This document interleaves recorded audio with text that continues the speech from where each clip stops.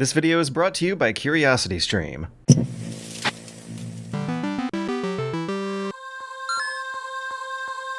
In the late 1890s, H.G. Wells wrote War of the Worlds, and the metaphor behind its story has been whitewashed away along with the history of the colonialism he was criticizing. Go on Twitter, say alien invasion stories are a projection of colonizer guilt, and they'll say you're just shitposting SJW communist propaganda cringe. Go to Google, look up the full free text in like 10 seconds, and it's right there on the first page. Compared to the bison, to the dodo, the narrator says the Tasmanians aren't human. They are an inferior race. They just have a human likeness, exterminated in 50 years. The British Empire climax peaked and declined shortly after the book's publication, and that preceded a century of alien invasion stories that terrified audiences. Instead of becoming a moral fantasy, dark satires of empires getting a taste of their own medicine, alien invasion stories became a camp horror genre instead. War of the Worlds followed 1871's Battle of Dorking, a proto-sci-fi invasion about a German army invading England. Both preceded Orson Welles' radio version of War of the Worlds, which terrified listeners. The legacy of the panic was exaggerated, but surveys found that listeners who came in later thought they were hearing a German Nazi invasion. The same ideology fused to the same Victorian assumptions that minorities are closer to animals than they are to human beings.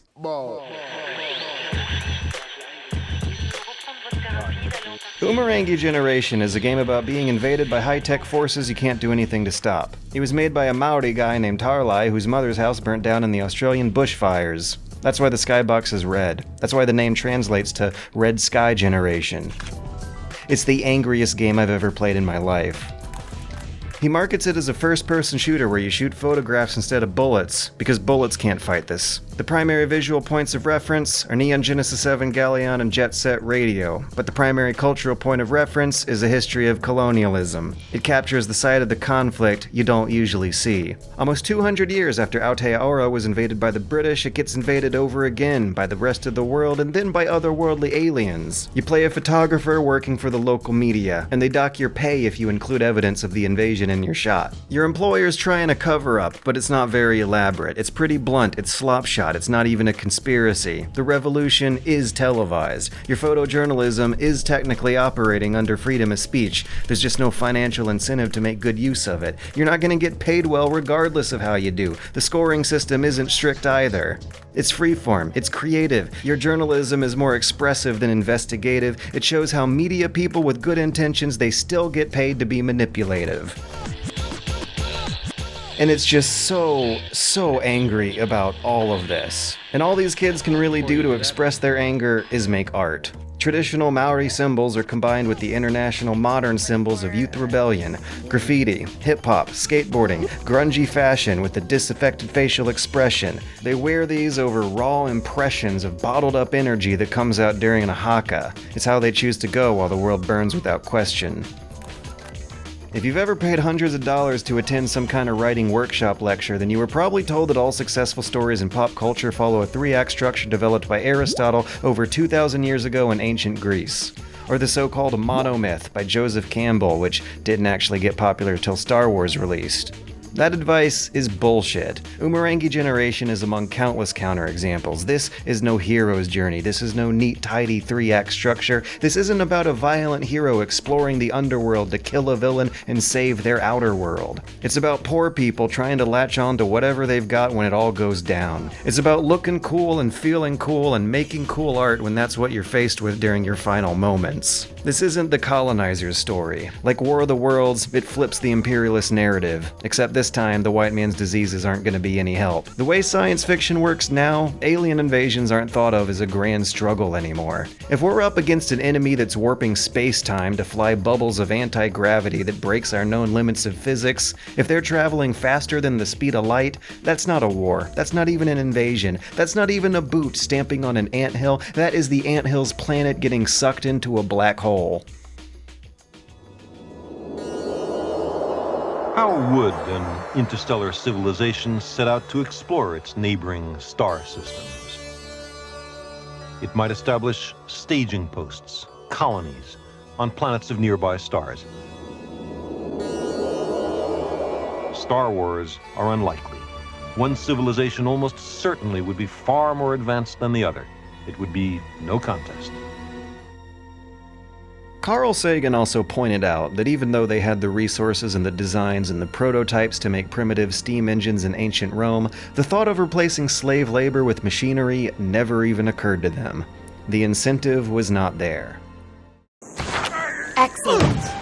But remember, our builders' strength is not infinite.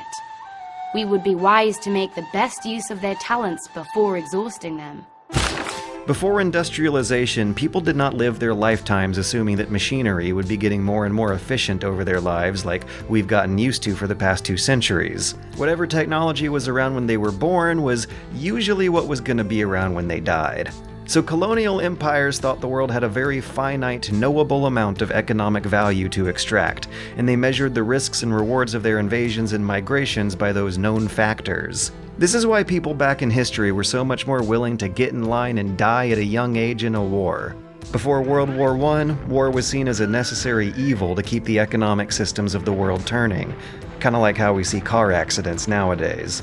Except assuming that you've got a reasonable chance at living long enough to die of an old age instead of an accident, that's a relatively recent change in thinking too. But the philosophical justification that makes it easier to stab and shoot and lock human beings in cages, that's always some kind of victim blaming.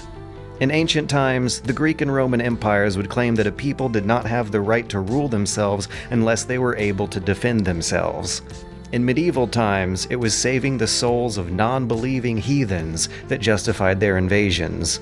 From early modern and early industrial times, it was that racist pseudoscience that claimed the extinction of so-called inferior races was inevitable, and that the colonial empires were just speeding up a natural Darwinian process. If we are to be more than the barbarian tribes we defend against, we must explore other areas of development. But in the 21st century, a lot of that mentality has not yet gone away. It informs the default assumptions and policies of the world's current superpowers, and right now, some very important people in the United States government, and maybe China too, are having to seriously consider, for the first time since the 1950s, that we may be facing a conflict with an even wider technological gap than what was happening during colonialism. Stuff that breaks our known limits of physics. The current UFO craze is now called a UAP craze. The Pentagon confirmed the authenticity of some spooky videos, and now fairly straight-laced old media sources like 60 Minutes and the New York Times are actually taking the implication of those stories seriously. A congressional hearing will be conducted over these objects, classified presentations were already given, and the New York Times' sources say that all the government claims to know is, we don't know. Even NASA is joining the investigation. This time, there's also a real paper trail of real people behind the bureaucratic infighting that brought all this to light. Among them is Luis Elizondo, a former Pentagon official who claims he was working on the Advanced Aerospace Threat Identification Program, but the Pentagon denies those claims and he's filed a complaint about it. What is more verifiable is that the Advanced Aerospace Threat Identification Program really did exist, and that pushing to frame UFO sightings among the military as threats, using that word specifically, was what helped push these papers up a few desks. Is UAP a threat? Well, depends how you define it. If I, as I told you before, if I stick my head behind the jet engine of a 747 as it's powering up, is that a threat? Well, it's not intending to be a threat to me, but yeah, it's a threat to my health, to my biology. Let's put that into the context of what I've always talked about, and I know people, keep telling me, well, you need to have a new analogy, Lou, but it's the one that works. Is this a national security threat? The bottom line is we don't know. The Threat Identification Program ended in 2012, but it was revived in 2020 with new language, using phenomenon instead of threat, hence the current name change from UFOs to UAPs. I also think the word changing from object to phenomenon opens up the possibility of them not being solid objects at all. But this is hardly the first time the US has studied strange objects quickly zooming across the sky. That began after similar alarmism and similarly conflicting opinions over a potential extraterrestrial threat in the 1950s. We have, as of date, come to only one firm conclusion with respect to this remaining percentage, and that is that it does not contain any pattern of purpose or of consistency that we can relate to any conceivable threat to the United States. With all due respect to the Air Force, I believe that some of them will prove to be of interplanetary origin. During a 3-year investigation, I found that many pilots have described objects of substance and high speed. One case, pilots reported their plane was buffeted by an object which passed them at 500 miles an hour. Obviously, this was a solid object, and I believe it was from outer space. But after 20 years of investigating, they eventually concluded that no matter how hard they tried to figure these mysterious sightings out, the UFO phenomenon did not represent an indication of a threat to national security, and that enough of them were explainable after all to put it on pause. But when new developments in infrared scanning technology in the 2000s led to new sightings that could be reframed as a threat once again, eyebrows started rising all over again. Interest in studying the UAPs right now is bipartisan, but the media coverage it's getting does lean slightly more towards conservative channels that are going to be more concerned with the threatening implications of the unknown. Marco Rubio is especially concerned over potential threats to U.S. airspace.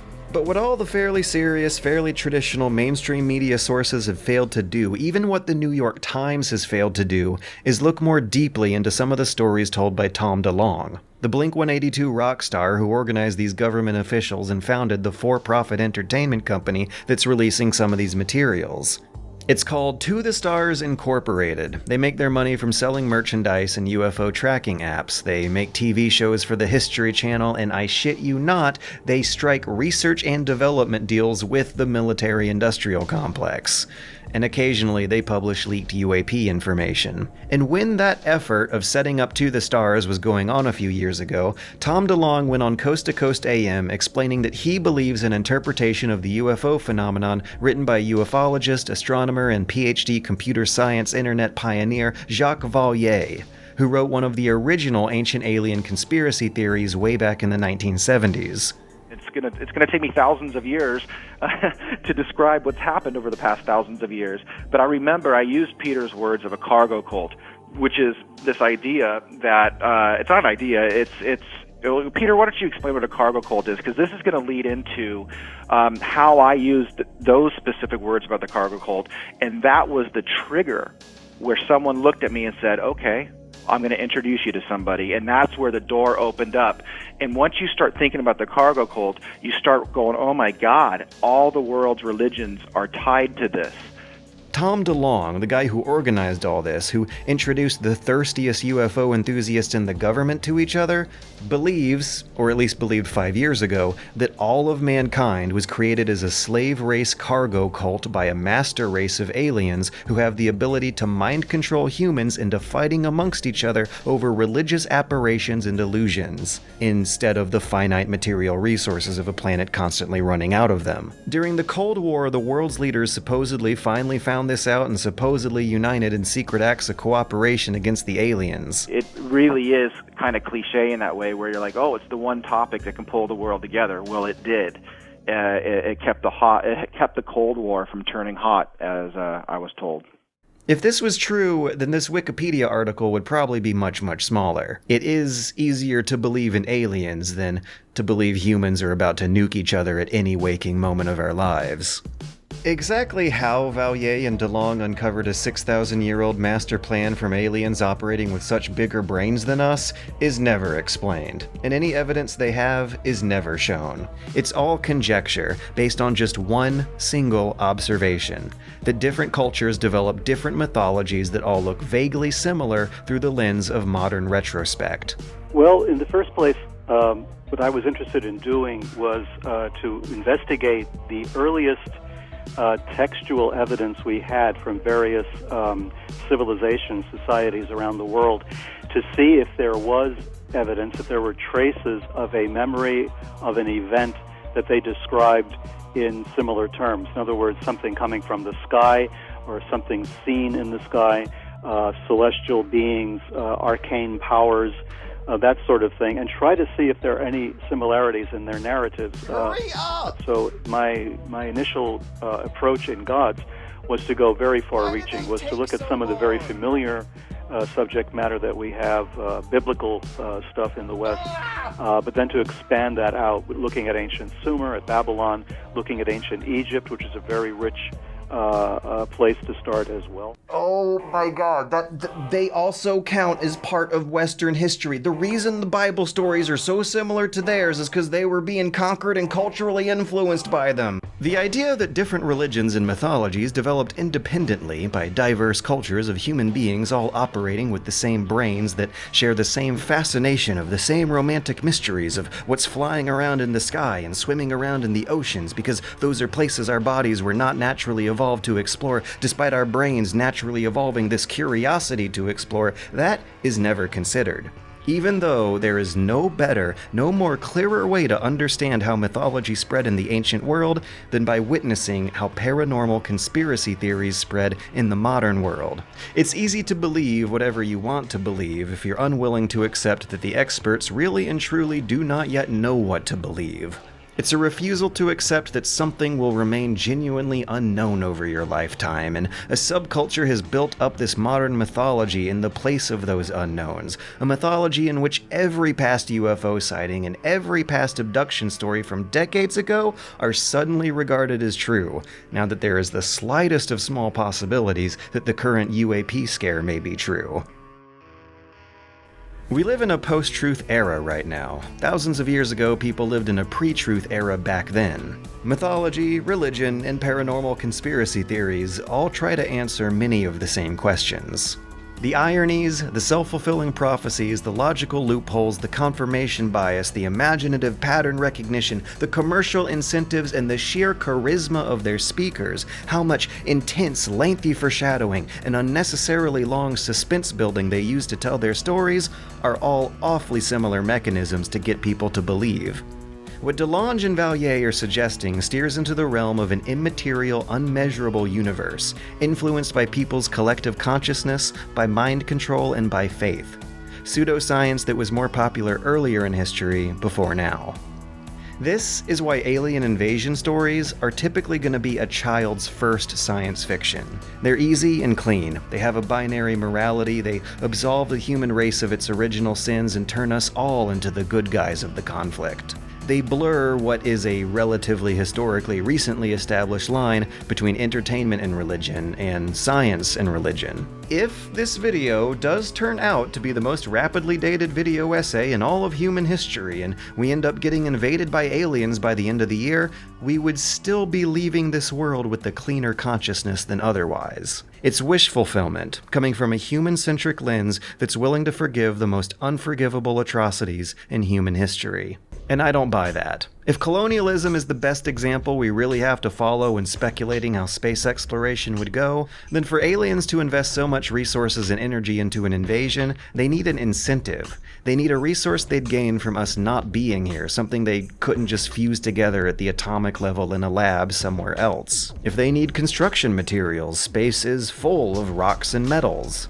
If they need energy, space has relatively unlimited solar energy. If they need water, there are 2 Earth-sized oceans on the moons of Saturn and Jupiter. But here on Earth, colonizers conquered natives to build farms and to build mines and to capture slaves to work in them, but nowadays modern agriculture can sustain France all by itself without that kind of empire. Colonizers would try to take over the world to sustain what they assumed was going to be an ever-growing population, for the manual labor of a pre-industrial economy, but nowadays population counts tend to peak and then decline once a certain threshold of industrialization is passed. So I suspect any further technological development made by any advanced aliens out there breaking the laws of physics to travel here from distant stars or alternate dimensions will have probably moved past the curve of resource scarcity by now. They're gonna be weirder than that. If I have faith in anything, it's that future humans are gonna figure out how to pass that curve before learning how to travel from star to star. And I think this is why, when I talked to Tali over a 3-hour podcast interview after playing his game, it felt like connecting with an old friend.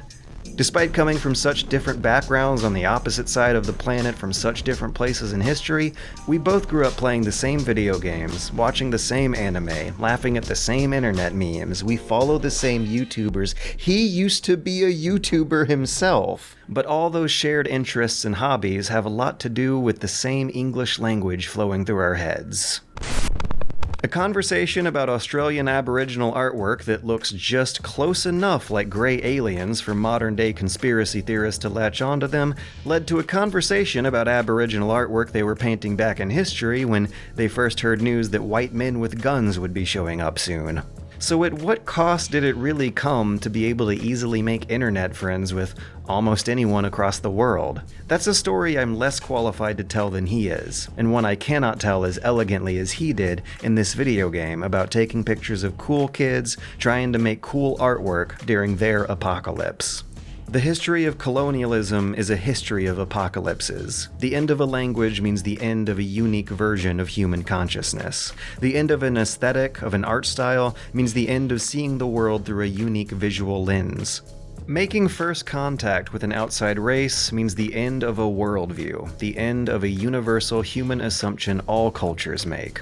It's the end of believing that your people are the only people in your world.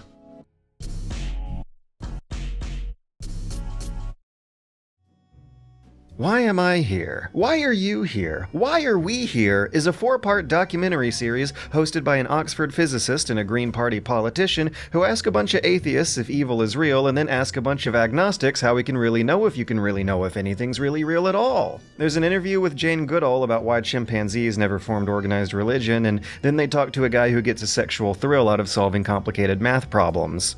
I was ignoring women. I was terribly fascinated by them, but I was shy, and I put all this energy into mathematics. This was like a substitute for sex.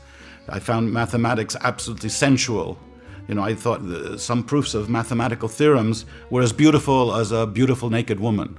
Yeah, apparently there's at least one of those out there. And you can hear his thoughts on Why Are We Here on curiositystream.com/superbunnyhop, a streaming service with thousands of titles of actually good educational documentaries, some of which manage to tackle really weird topics while still meeting rigorous journalistic and educational standards. Curiosity Stream also comes bundled with Nebula, a place we've built for educational YouTubers to try out new ideas and fund Nebula originals that don't have to rely on an algorithm for advertising on popular content. So you get educational YouTubers doing essays on more specialized topics like whether math was invented or discovered, or how early urban planners laid out ancient Rome. So, once again, that's curiositystream.com/superbunnyhop for a 26% discount on annual plans that comes out to under $15 a year with Nebula bundled for free. Once again, that's curiositystream.com/superbunnyhop.